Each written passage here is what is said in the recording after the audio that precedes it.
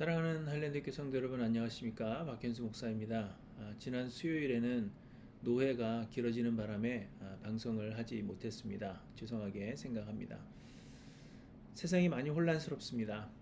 코로나 바이러스 때문에도 그렇고 인종차별과 같은 사회적인 이슈 때문에도 그렇습니다.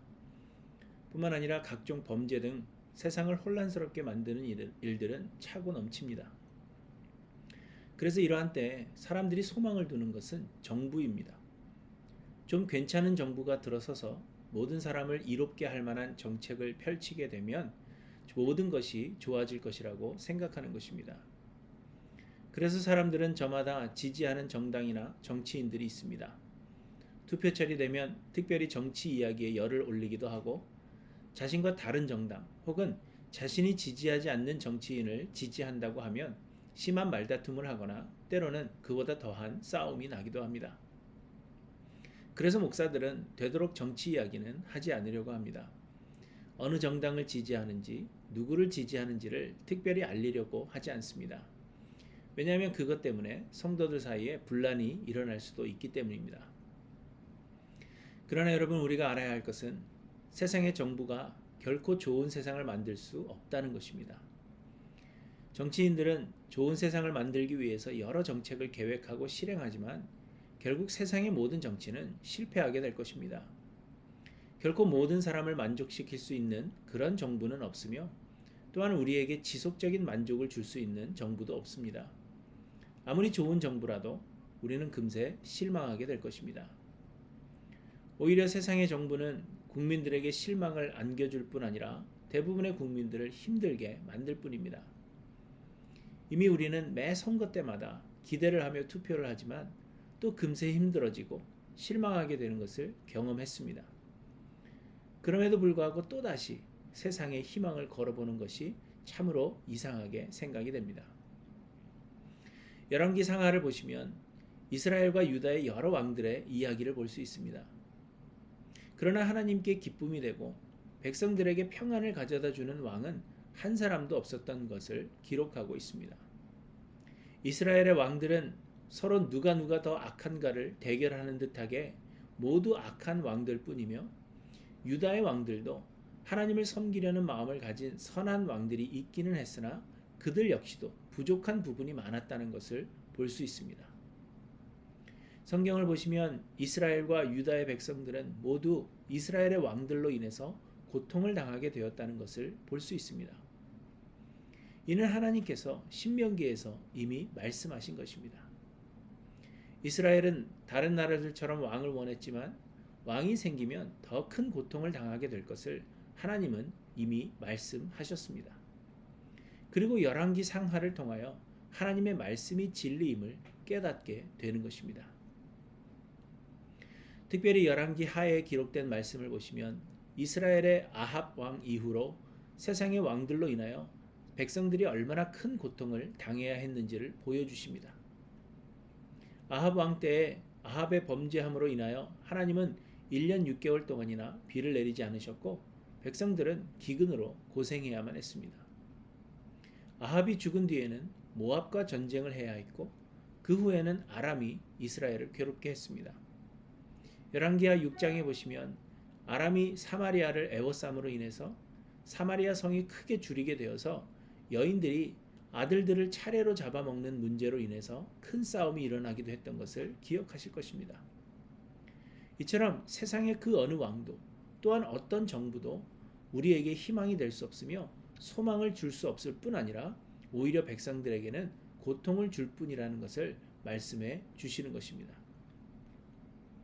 그러나 또 성경은 하나님께서 하나님의 사람들을 통하여 주의 백성들을 보호하셨음을 말씀하십니다. 열왕기하 2장에 보시면 한 성읍에 물이 나빠서 농사가 잘 되지 않았습니다. 엘리사는 새 그릇에 소금을 담아오라 하시고는 물을 고쳐주셨습니다.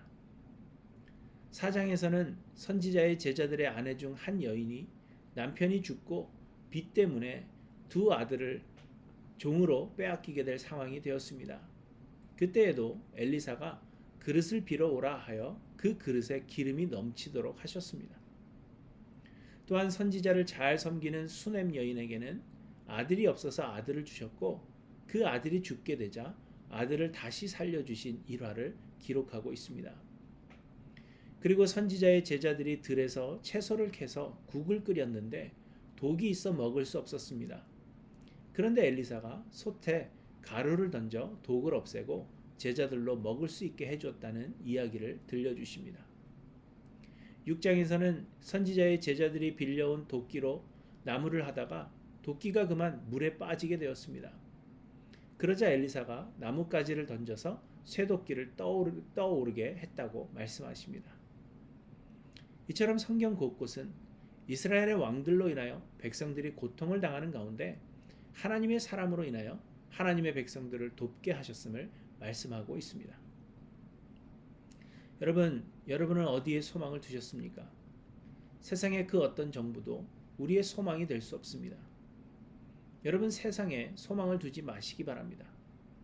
세상은 영원하지 않으며 곧 사라지게 될 것입니다. 세상은 더욱더 악해질 것이며 예수님 다시 오실 날이 다가오면 올수록 더욱더 혼란스러워질 것입니다. 세상이 혼란스러워지는 것은 지극히 당연한 것입니다. 그렇기 때문에 세상에 그 무엇이라도 소망을 두는 것은 어리석은 것입니다. 다만 하나님께서 우리의 소망이시며 하나님은 우리 믿는 자들로 하여금 하나님만이 소망이심을 세상에 알게 하시기를 원하십니다. 그래서 하나님은 우리로 소망이 되게 하십니다. 우리는 세상을 바꿀 수는 없지만 우리 주변의 사람들에게 작은 소망이 되어야 합니다. 사랑하는 성도 여러분, 도움 안 되는 정치 이야기로 힘을 빼지 마십시오.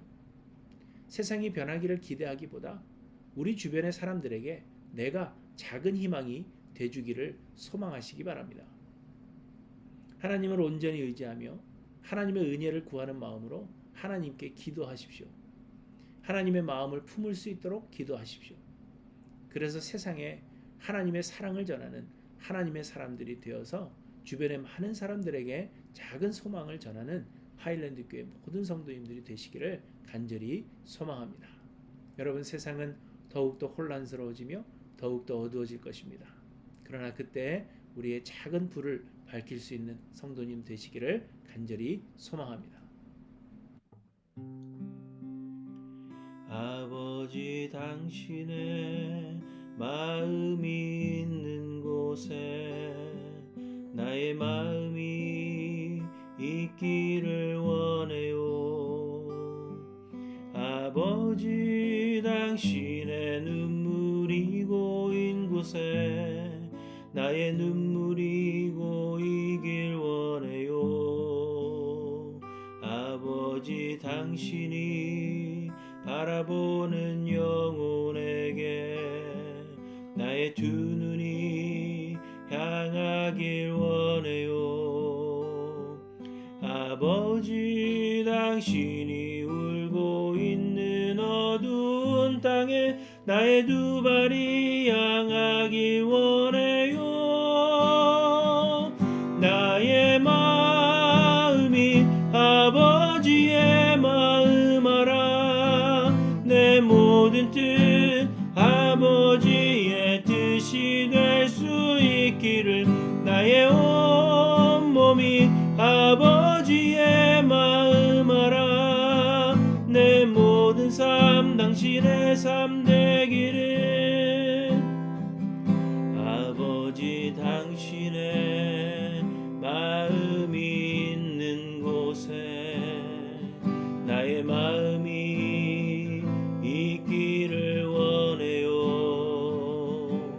아버지, 당신의 눈물이 고인 곳에 나의 눈물이 고이기 원해요.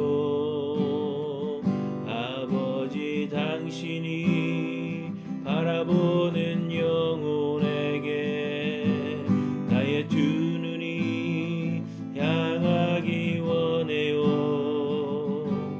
아버지, 당신이 울고 있는 어두운 땅에 나의 두 발이 향하기 원해요. 나의 마음이 아버지의 마음 알아. 모든 뜻 아버지의 뜻이 될 수 있기를 나의 온 몸이 아버지의 마음 알아 내 모든 삶 당신의 삶 되기를 나의 마음이 아버지의 마음 알아 내 모든 뜻 아버지의 뜻이 될 수 있기를 나의 온 몸이 아버지의 마음 알아 내 모든 삶 당신의 삶 되기를 내 모든 삶 당신의 삶 되기를